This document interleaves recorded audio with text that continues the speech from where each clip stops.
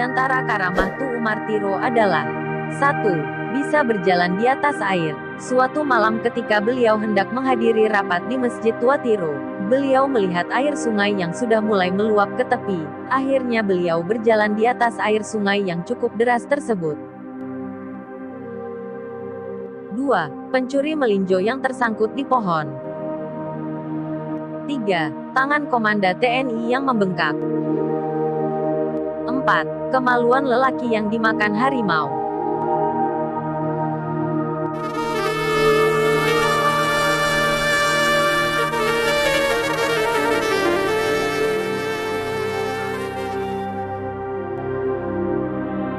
Assalamualaikum warahmatullahi wabarakatuh.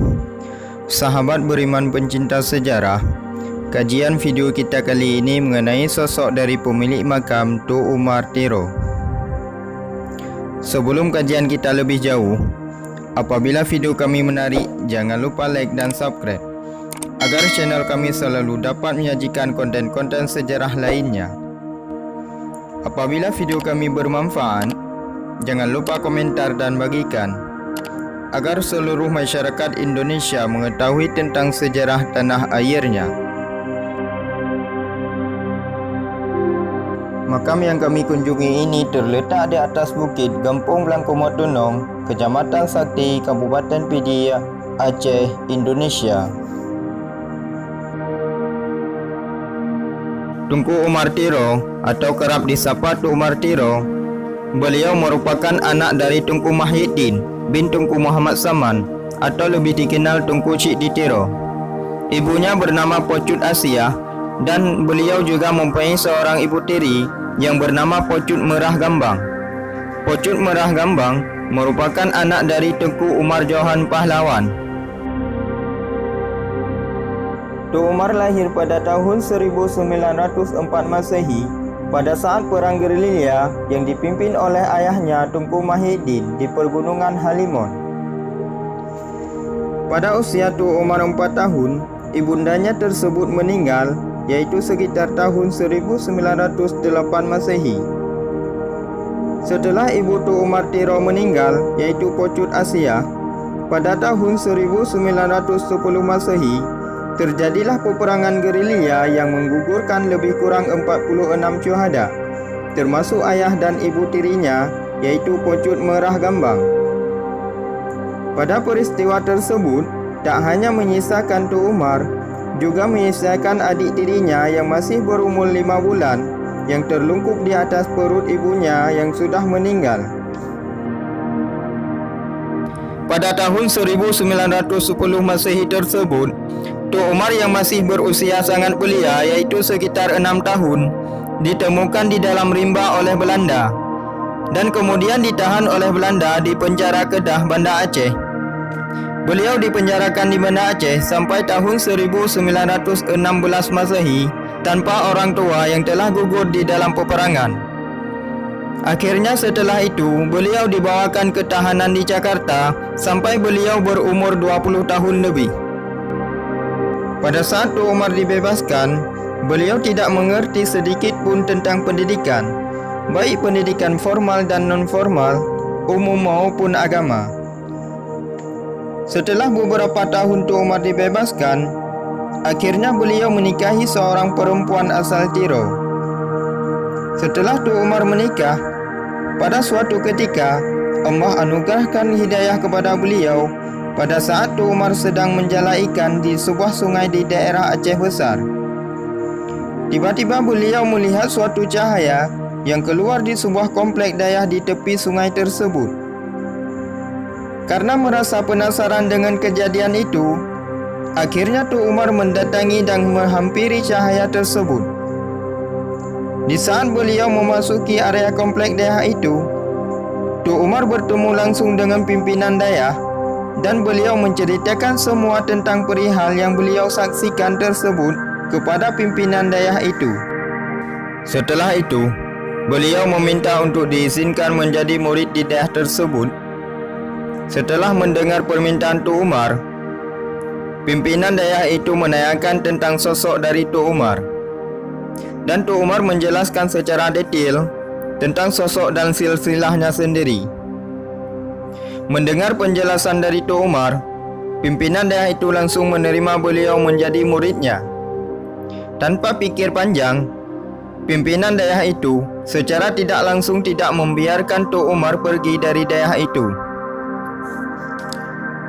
Dan pimpinan daerah itu juga menawarkan agar Tok Umar fokus mendalami ilmu agama di daerah tersebut. Dan semua keperluan kesehariannya ditanggung oleh pimpinan daerah, baik kebutuhan pangan maupun sandang.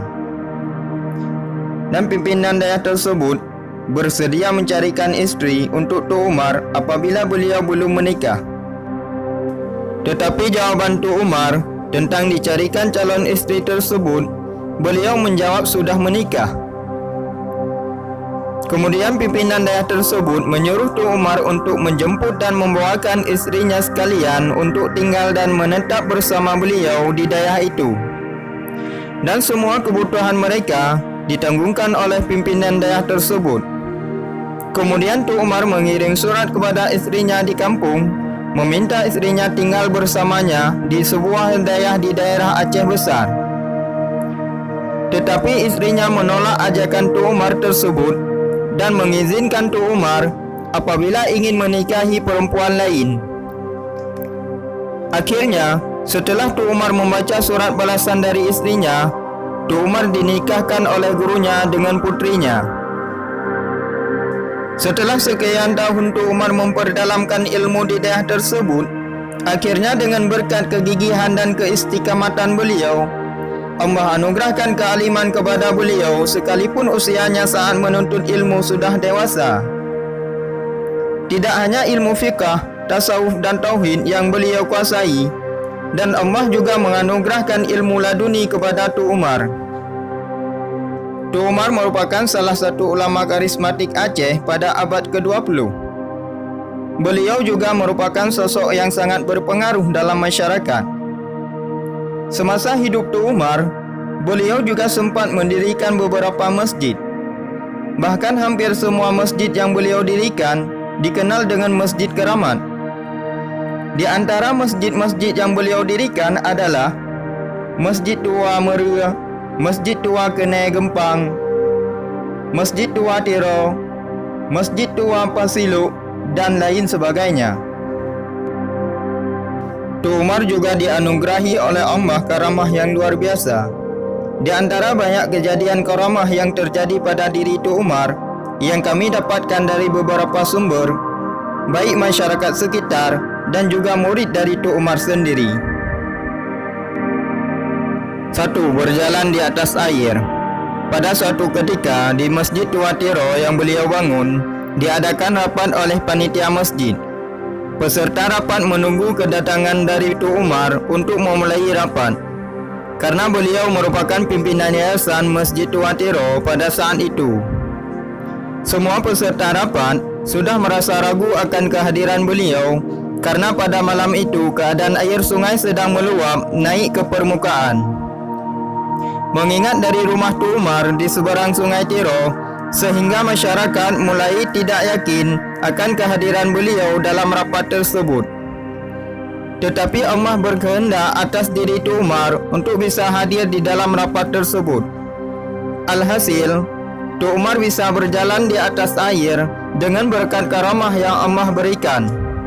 Akhirnya beliau sampai ke tempat rapat tersebut. Sesampai beliau sampai di majlis rapat, kebanyakan panitia merasa heran dan tercengang dengan kejadian itu. 2. Azab bagi yang mengganggu istri Tok Umar. Pada suatu hari, datang seorang lelaki menemui istri Tok Umar. Namun setelah bertemu istri Tok Umar, malah laki-laki tersebut mengeluarkan kata-kata yang keji dan kurang senonoh terhadap istri Tok Umar. Setelah laki-laki tersebut mengunjing istri Tok Umar dengan kata-kata yang tidak pantas, tak lama kemudian laki-laki tersebut dihampiri oleh seekor harimau, dan harimau tersebut menerkam dan menggigit kemaluan laki-laki itu. 3. Tangan Komandan TNI yang membengkak. Pada suatu ketika berlangsunglah pergantian komandan di sebuah kompi di daerah Tiro. komandan tersebut belum mengenal jauh tentang keadaan di sekitar. Pada suatu hari diperintahkan untuk melaksanakan gotong royong bersama yang melibatkan masyarakat di sekitar. Tuk Umar juga menghadiri pelaksanaan gotong royong tersebut, tetapi kedatangan Tuk Umar yang terlambat membuat komandan tersebut merasa geram dan hendak menampar Tuk Umar. Tuk Umar yang saat itu hanya diam dan tidak merasa tersinggung, malahan beliau tetap berperilaku baik terhadap komandan tersebut. Para bawahan TNI lainnya merasa kecewa dengan sikap komandannya terhadap Tuk Umar karena mereka mengetahui tentang sosok dan figur Tuk Umar sebagai seorang ulama yang karamah. Setelah selesai melaksanakan kerja bakti tersebut, semua pihak baik masyarakat dan TNI kembali ke tempatnya masing-masing. Tak lama kemudian, hal yang tak diinginkan terjadi pada diri komandan TNI tersebut. Tangan komandan yang awalnya sehat dengan sendirinya membengkak dan terasa sangat kesakitan. Karena merasa aneh dengan kejadian tersebut, sang komandan bertanya kepada bawahannya tentang hal yang dialaminya. Kemudian bawahannya menjelaskan penyebab tangannya membengkak dikarenakan komandan hendak menampar Tuk Umar yang merupakan sosok ulama yang karamah. Lalu komandan memerintahkan bawahannya untuk mendatangkan Tuk Umar ke hadapannya. Setelah Tuk Umar berada di hadapannya, komandan tersebut meminta maaf. Lalu Tuk Umar mengusap air ludahnya ke tangan komandan tersebut sambil membaca doa dan memohon kepada Allah atas kesembuhannya. Atas izin Allah, dengan seketika diberikan kesembuhan tangan komandan tersebut. 4. Pencuri yang tersangkut di atas pohon. Pada saat musim melinjau, ada 2 orang pemuda yang mencuri melinjau Tuk Umar. Seorang pemuda memanjat pohon melinjau untuk memetik buahnya. Setelah selesai memetik buahnya, ketika pemuda itu hendak turun tetapi kakinya sebelah tersangkut. Ketika hendak dilepaskan kaki yang tersangkut, maka giliran kaki yang lain yang tersangkut. Kejadian itu berulang-ulang hingga seterusnya. Setelah sekian lama dengan kejadian itu, datanglah Tuk Umar sebagai pemilik pohon melinjau tersebut. Melihat pemuda berada di atas pohon, Tuk Umar menanyakan tentang perihalnya. Setelah pemuda tersebut menjelaskannya, Tuk Umar menyuruh untuk turun. Dalam seketika, kaki pemuda itu yang tadinya tersangkut sekarang sudah seperti biasa. Akhirnya bisa turun. Setelah selesai turun, Tuk Umar menyuruh pemuda itu memungut dan membagi hasil akan melinjau tersebut. 5. Firasat akan ajalnya.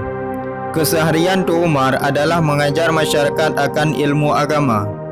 Sekian banyak tempat yang beliau datangi, salah satunya adalah Dayah Abu Pintu 1 Tiro, yaitu Abu Muhammad Ali.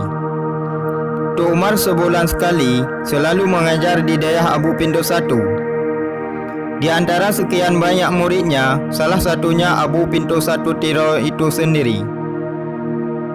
Pada kali terakhir beliau mengajar di Dayah Abu Pintu 1, Tuk Umar sempat berpesan kepada Abu Pintu 1 bahawa kedatangan beliau saat itu adalah yang terakhir kalinya. Tak lama kemudian, setelah beberapa hari, beliau menghadap ke hadirat Allah Subhanahu wa Ta'ala pada hari Sabtu tanggal 26 Juli tahun 1980 Masehi atau bertepatan pada 15 Ramadan tahun 1400 Hijriah. Dan Tuk Umar dikebumikan di kampung asalnya Luk Remblang Kumot Tonong, Kecamatan Sakti, Kabupaten Pedia, Aceh. Hanya sekian sejarah singkat beliau yang kami dapatkan dari beberapa sumber. Apabila ada kesalahan dalam menceritakannya, kami selaku kurator sejarah mengucapkan ribuan maaf. Apabila ada sahabat semuanya yang lebih mengetahui tentang sejarah beliau, mohon menceritakannya di kolom komentar. Dan kami ucapkan terima kasih bagi sahabat yang telah meluangkan waktunya untuk menonton video kami.